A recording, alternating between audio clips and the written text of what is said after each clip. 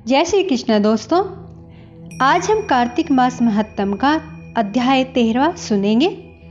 तो पहले भगवान का थोड़ा नाम ले लेते हैं। श्रीमन्नारायणे नारायणे हरि हरि, श्रीमन्नारायणे नारायणे हरि हरि, भजमन्नारायणे नारायणे हरि हरि, श्रीमन्नारायणे नारायणे हरि हरि।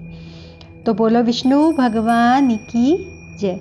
दोस्तों, कार्तिक माह में हमें स्नान, दान, पूजा पाठ जो भी हम करते हैं तो हम उतने ही विष्णु भगवान के प्रिय भक्त बनते हैं।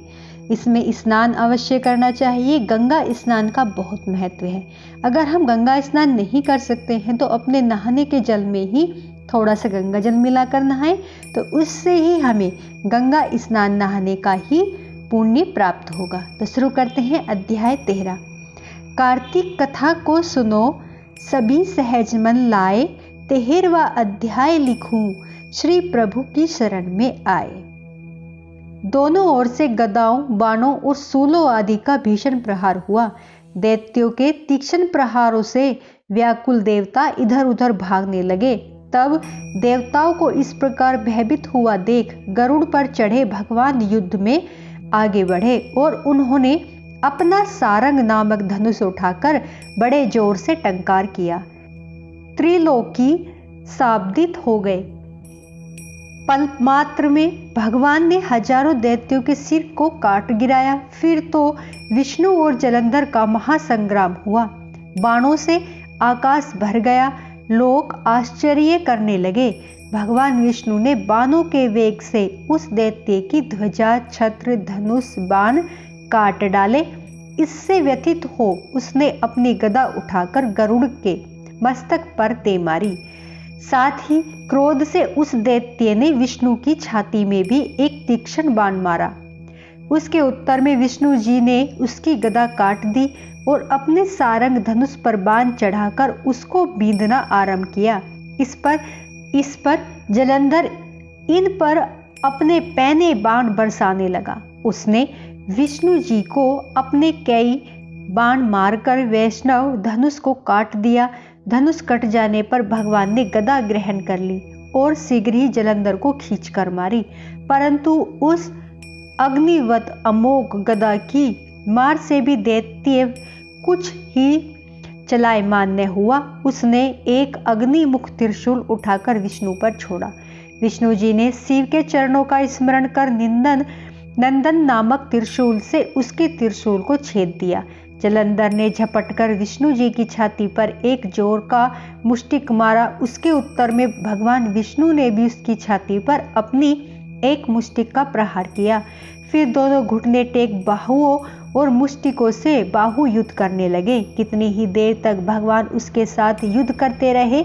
तब सर्वश्रेष्ठ मायावी भगवान उस दैत्यराज से मेघवाणी में बोले, रे रण दुर्मद दैत्य श्रेष्ठ, तू धन्य है जो इस महायुद्ध में इन बड़े बड़े आयुधों से भी भयभीत न हुआ। तेरे इस युद्ध में से मैं प्रसन्न हूँ। तू जो चाहे वर मांग। मायावी विष्णु की ऐसी वाणी सुनकर जलंधर ने कहा, हे भावुक, यदि आप मुझ पर प्रसन्न हैं तो यह वर दीजिए कि आप मेरी बहन तथा अपने सारे कुटुंबियों सहित मेरे घर पर निवास करें। नारद जी बोले। उसके ऐसे वचन सुनकर विष्णु जी को खेद तो हुआ, किंतु उसी क्षण देवेश ने तथास्तु कह दिया। अब विष्णु जी सब देवताओं के साथ जलंधरपुर में जाकर निवास करने लगे। जलंधर अपनी बहन लक्ष्मी तथा देवताओं सहित विष्णु को वहां पाकर बड़ा प्रसन्न हुआ। फिर देवताओं के पास जो भी रत्न आदि थे सबको ले जलंधर पृथ्वी पर आया। निशुंभ को पाताल में स्थापित कर दिया और देव, दानव, यक्ष, गंधर्व, सिद्ध, सर्प, राक्षस, मनुष्य आदि सबको अपना वंशवृत्ति बना त्रिभुवन पर शासन करने लगा। उसने धर्मानुसार सुपुत्रों के समान प्रजा का पालन किया।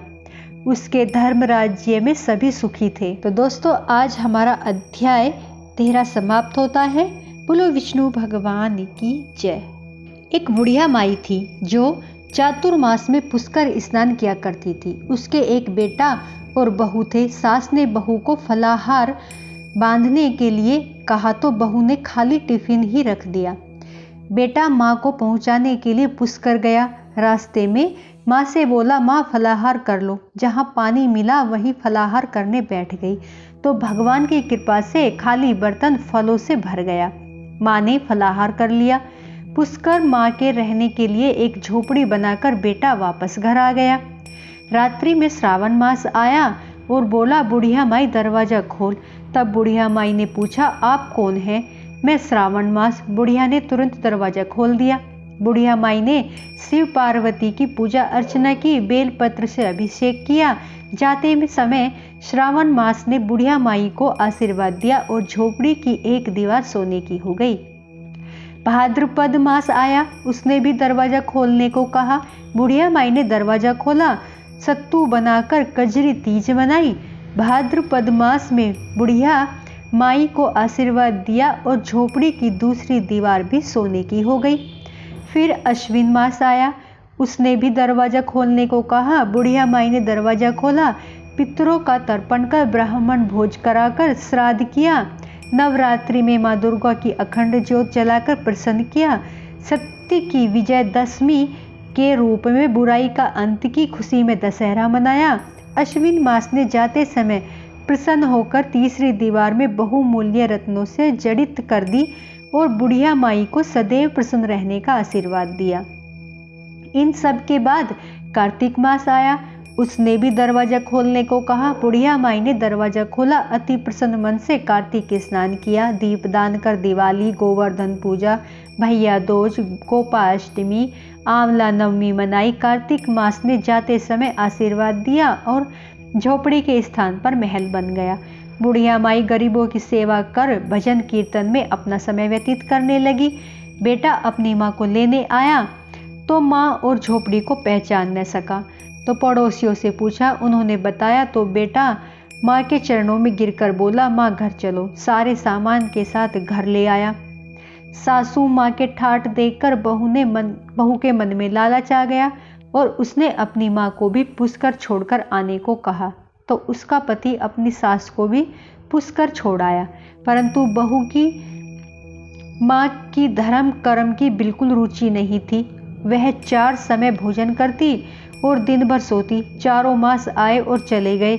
जाते समय झोपड़ी गिर गई और बहू की माँ गधी की योनि में चली गई।